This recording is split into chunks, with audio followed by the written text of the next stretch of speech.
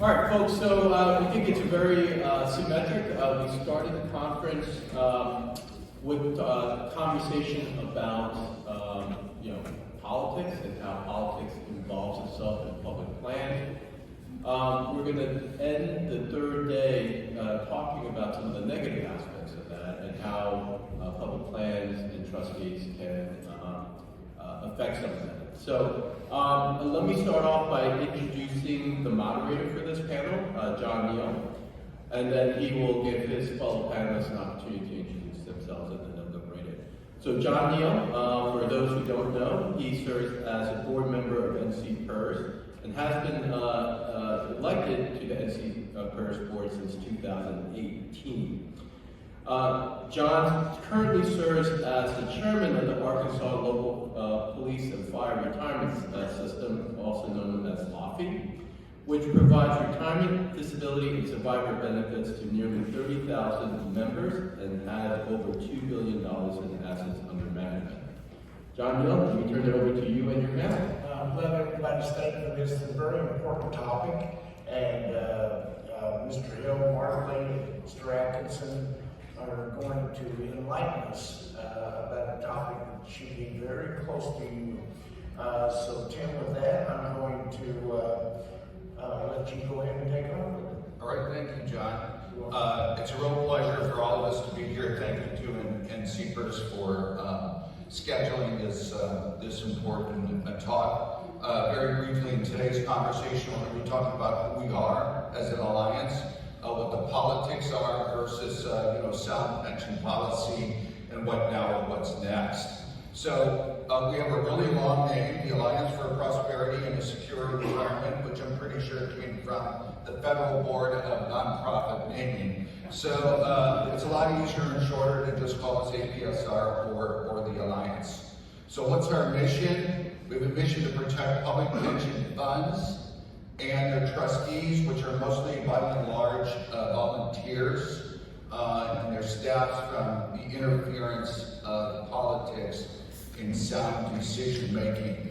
We believe that those decisions surrounding investments and investment opportunities are best made by you, the plan trustees, with the aid of your professional staffs, and this ecosystem within the pension industry and pension world of advisors and service providers who provide us with very thoughtful advice and appropriate products. And that's where the decisions and the considerations should lie. It should not lie with social engineering or politics from either the right or the left. We support savings, investment solutions, maximizing those returns to ensure healthy and prosperous pension funds, because that's what we're all about, right? Everybody in this room. So a lot of our concern, kind of an origination story, is officially we've been around, the Alliance has been around for a little less than a year. But really our history is based on some of us going down the same path simultaneously but separately on the labor side, really being concerned about these efforts to control investment decisions that could be harmful to the health of our plans and how that would affect our retirees, while at the same time, many of those in the financial industry, in the investment industry, were also concerned about how this social engineering, whether it came from the right or the left, could affect the products and services that they offer, and kind of this collision between their fiduciary duty and their federal duties under federal law and state laws to pensioners, and what politicians were trying to force them or direct them to do. So we have a legislative landscape slide here so that you can see since 2021 there have been 42 anti-ESG bills that have been enacted. This isn't even the proposed one enacted.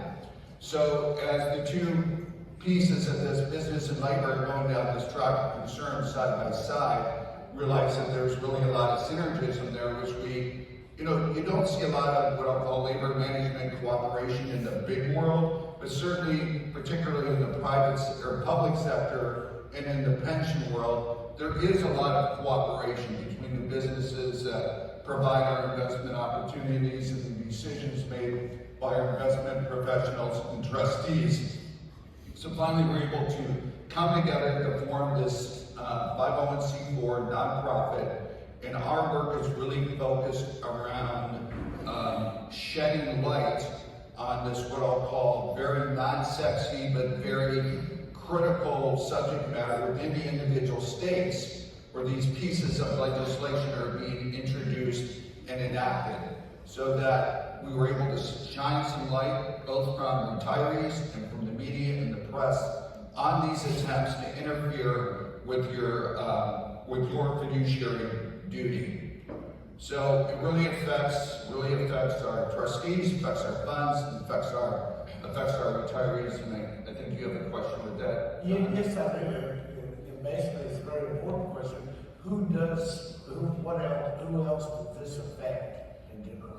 Yeah, you know, that's an important question, and these two will chime in on that as well. But really, it affects everybody. It affects taxpayers, right? It affects the professional staff of funds. It affects volunteers who are trustees. It affects the plans at large, and it affects everyone who works in the industry. Imagine if you're a service provider or you're, an advisor to a fund, and now all of a sudden, you're hedging your bets on what you say because you don't want to become in violation of the law because you really believe, let's say, that Windmill Company A is a great investment, but you're in a state where they were trying to criminalize that or punish you for that. That really has a negative effect. And if you don't mind, John, I'd like to ask O'Brien, coming from a smaller fund that depends on a lot of outside advice, how do you see that? Absolutely, thank you. When I arrived at this conference today, I felt very good about our pension system in our local county. After hearing some of the education and some of the displays, we've fought off a lot of attacks on our pension, but this is very different. This is, on the investment side. And on the investment side in our pension, politics is ingrained in the pension system. Our board of trustees is made up of the chair is the chief administrative officer for the county executive, the budget officer, we have the comptroller, we have the HR director. They're all part of our board of trustees. They don't have the subject matter expert that they need as trustees. There are 3 appointees by the county executive of citizens. And at the end of the day, fiduciaries need to fiduci. We rely very heavily on our consultants, and if the consultants are swayed by politics, that may adjust the way our investments play out and the investment return that we receive. If they don't, they may be removed, and we may have a different consultant. And so we have to be very, very careful and very mindful of that. And that's why it kind of takes a group, a coalition similar to this to just keep our members, keep our trustees educated. And it's very dangerous for us. Yeah, let me add something here, John, as well, what Obi just said. You see the map here, and you see really the landscape of what's happening across the country. I think just as a refresher here, as we move into these roles as trustees in our particular plans, and we're basically all volunteers for the most part, I think when going back to the 70s, socially responsible investing, that was mainly an ESG type of practice for tobacco, firearms, and alcohol. That started in the 70s. And ESG, we're using it as an example, and Tim alluded to it. We're not anti-ESG, or we're here to be in favor of ESG, pro-ESG. But where we're seeing the pushback, in 2004, 2005, I think it's arguable when it was really coined ESG here in the United States. And since that time, it just started chugging along. They created these environmental, social, and governance metrics for us to measure how companies are doing. Environmental, are they climate sensitive? Do they have much waste? Do they conserve energy? Social, do they have good relationships with their internal and their external stakeholders? Are they good stewards of the communities that they serve? And then finally, governance. Do they use transparent financial practices and audits? And do they have a board that looks, that is diverse as well under governance, and the opportunity for people of color, women, to be on these boards? And it wasn't until about 2010, the Heritage Foundation got involved. So imagine 2004 to 2010, just chugging along, all these metrics were being created, and the Heritage Foundation came out about that time and really started clicking along until all the way until against it, right? These anti-ESG. You'll see this is 2021, and they came out in a report in 2022 that said ESG hurts. You know, let's push that out. Let's start pushing that mantra out, and that's why since 2021, after that came out, that's why we're seeing so much legislation that affects us. Now, I'm from Washington State, fairly liberal state, buys into this whole, the ESG, the governance, the metrics, all those things. That's how we measure the performance of the money that we put through the Washington State Investment Board, and we really bought into that. But what's happened then when the Heritage Foundation, all the conservative think tanks got involved, this has really become political ideology, right and left, depending on where you are. It's about really the conservatives thinking that we are trying to interject this woke type investment policies and processes. And that's why we talked about this earlier, we're going to continue to see this, we're going to see more of it across, I think, all of our pension systems and as trustees. So I think this is kind of an opportunity, just some basic education about what's coming. And it's not going to stop, they're going to continue with this politically motivated process to put pressure on us as trustees. Yeah, that's a very good point. Is, you know, what we've seen starting in the 70s, just a little tiny bit, 80s and 90s, is some of this did start from the left about not investing in, you know, South Africa or Yemen. Then it became fossil fuels, and you know, there's nothing wrong with advocacy. I mean, we're all governmental funds. There's free speech. There's the right to advocacy.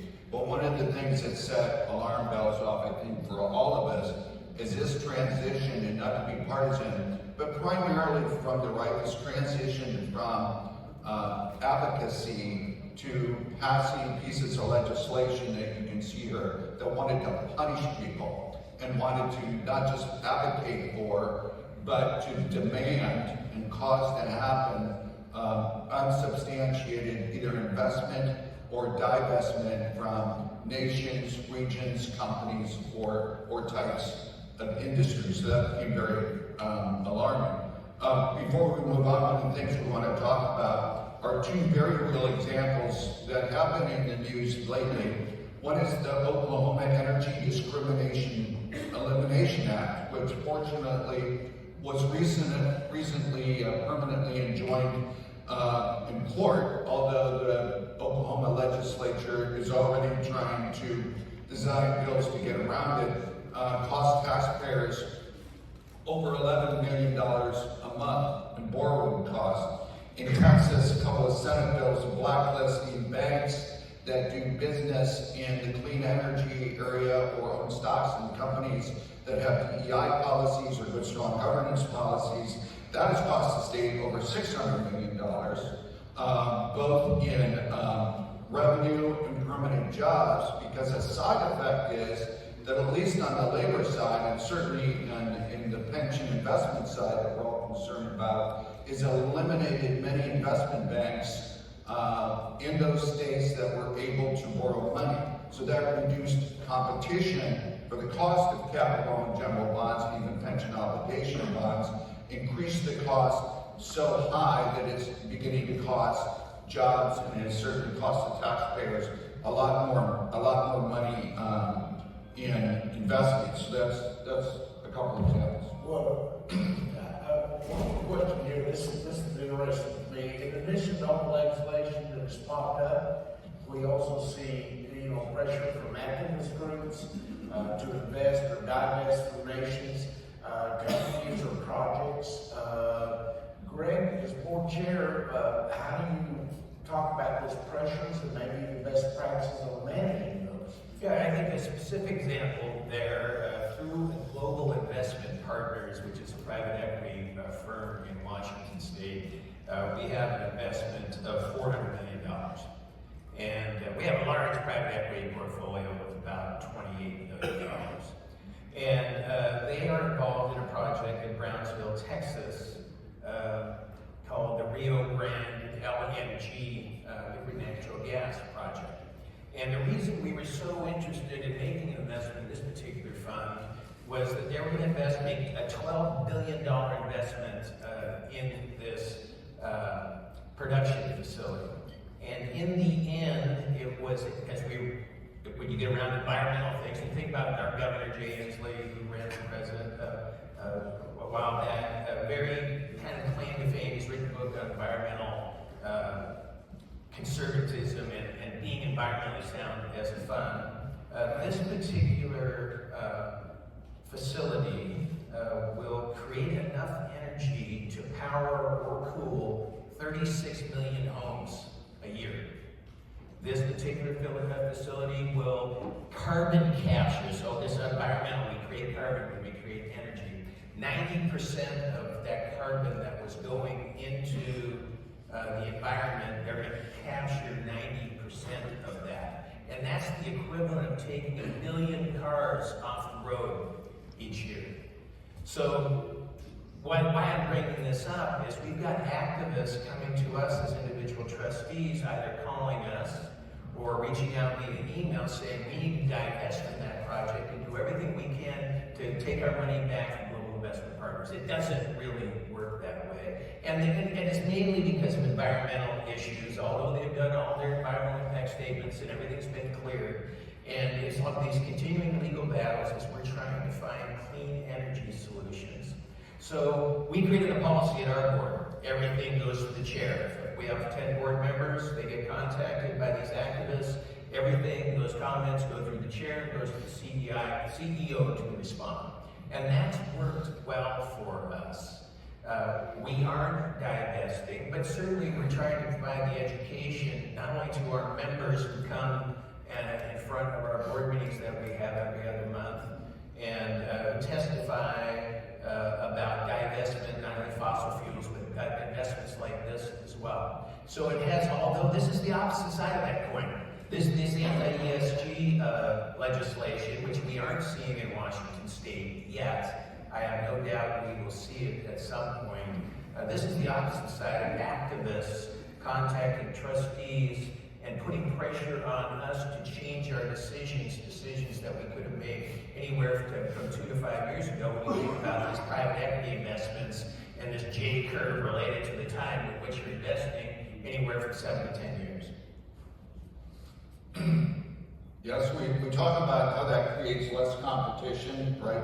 Higher prices, lower returns when advocates for these different causes have sway with boards in their state legislative folks. But we talked about Texas and Oklahoma earlier to talk about, maybe a good case study is in Stillwater, Oklahoma. They had scheduled a significant capital improvement project and had resolved to do the bond issuance with B of A, the Bank of America. Well, Bank of America was blacklisted in this original bill by the Oklahoma legislature, so the city had to stop that process, end that process, reset, go back out to bid, and because the level of competition amongst the investment banks had contracted so much once they came up with their blacklist that the city was forced to ultimately eliminate that project. So let's think about the effects of that. Just the everyday effects of city government trying to provide city services to their citizens, and they had to come to the painful decision of, will this cost our taxpayers, our citizens, twice as much as was originally scheduled? As we know in government, actually in corporate budgets too, money is jealous, so if you take that money, it's coming from somewhere, right? So this lack of competition in the muni bond market really hurt that city. As we know, being in the pension industry, I mean, think that out. Think that out in, you know, projects that pension funds want to invest in, whether they're golf courses or high rises or infrastructure. So much of this depends on competitive bond rates and the arbitrage in between. So it hurts us and our retirees as well. And think on that, when blacklisting banks, the Morgan Stanley, BlackRock, Bank of America, a number of other ones in some of these states, and you take them off the playing field. You still have these projects at state, county, and municipal government to complete, but now there's very few borrowers. So the reason they blacklisted them is they bought into the principles of ESG. They joined the Climate 100 organization. And now, if you can look it up, there's some articles related to some of these banks rethinking their commitment to like Climate 100 because of this. They're walking this very thin line of seeing these woke big banks and how they can then change what they're doing and change their philosophy as far as buying into or signing on to these ESG initiatives because they see where it's hurting their business. And fundamentally, those CEOs are looking at returns, stock values. And how do they do that? They turn money, and they turn money through loans. So it's a very real problem that's going to continue for the foreseeable future. Yeah, you know, a big piece of that, the evidence that's piling up, like Greg was saying, is this is affecting more than just the base operations, say, of the trustees and pension funds. Those of you out here who, you know, provide investment advice, who provide, you know, products to our pension funds, some of these bills are so deep and complex, they want private investment advisors to individual personal financial advisors. In one case, in the law that struck down in Missouri, would have forced your personal financial advisor to go through your entire portfolio. Let's say you told your investment advisors, we want to go cheap, we're just doing index funds. In Missouri, that investment advisor would have had to gone through every stock in that index fund, everything, found the ones that either had any type of policy, pro-gun, anti-gun, pro-ESG, anti-ESG, whatever it might be that's in their bill, and force every investor, individual to sign off on those pieces of investment or get rid of that index fund offering. So that's going on the individual level, and it's also going on, of course, in the broader, larger investment world. So we have, you know, real concerns in, you know, in this setting of what that does to our professional advice in our trustees. So it's a real sticky wicket. You see here a list of some bills and some proposals that we think are only going to continue to add steam because there are certain folks that have enlisted the help of what I like to call policypreneurs or entrepreneurs that will just push whatever policy they're paid to push. And from the labor side, those of us that are here from the labor side have seen that in the anti-pension world for decades.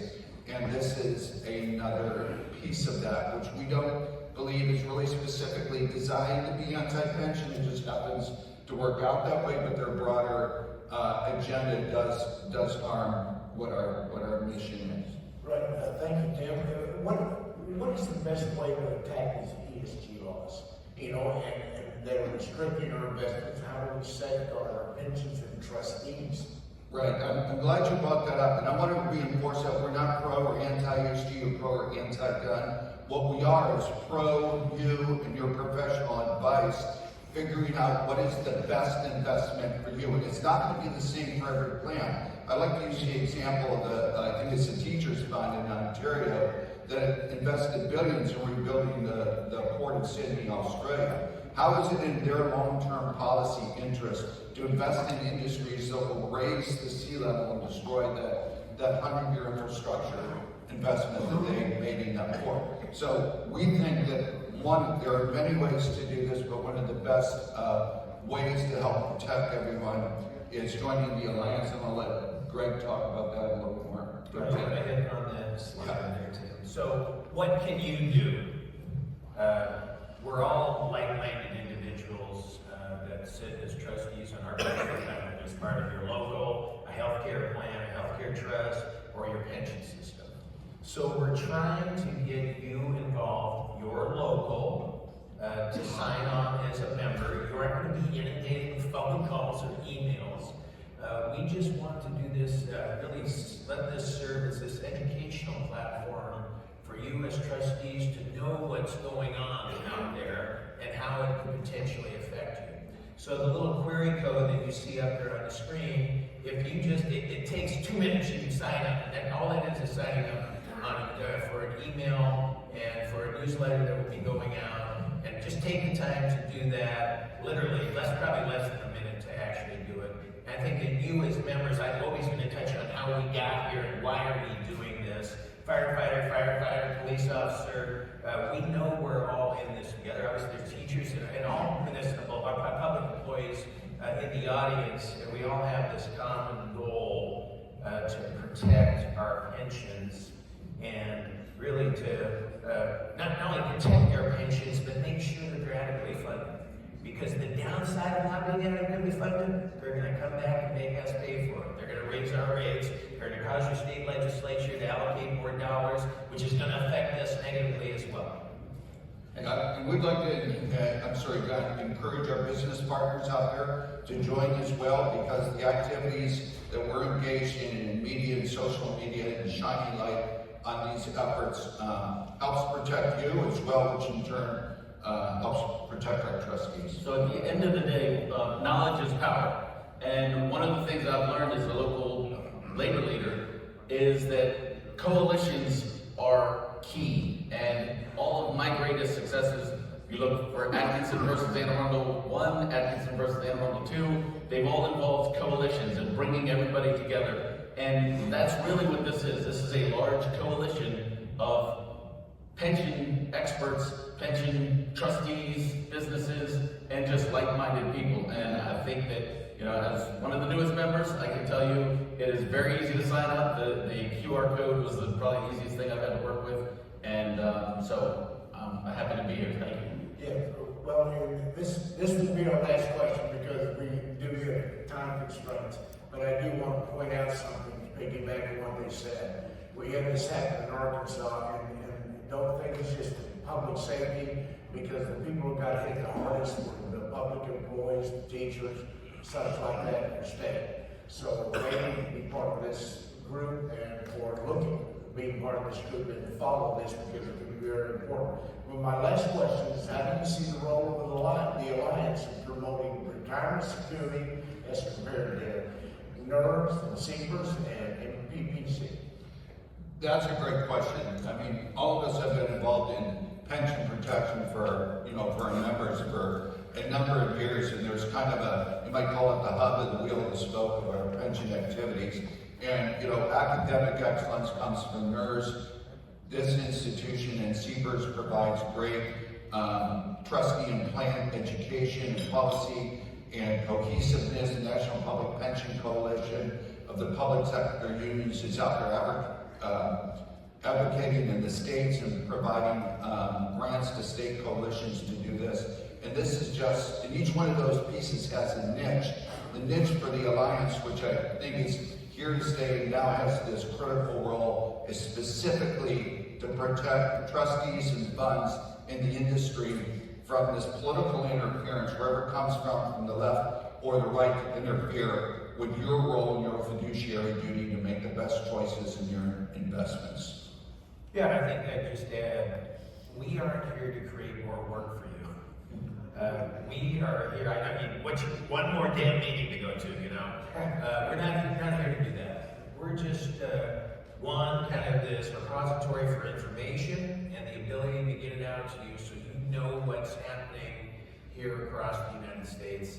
And we really want to be seen as a resource and Tim has the ability to travel around if you need to come to your pension boards or there's an opportunity.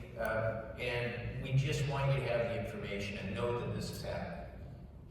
So we don't need anything on that? Again, I certainly do appreciate being here today, and I'm open to answer any questions. We have, when I talk about these coalitions,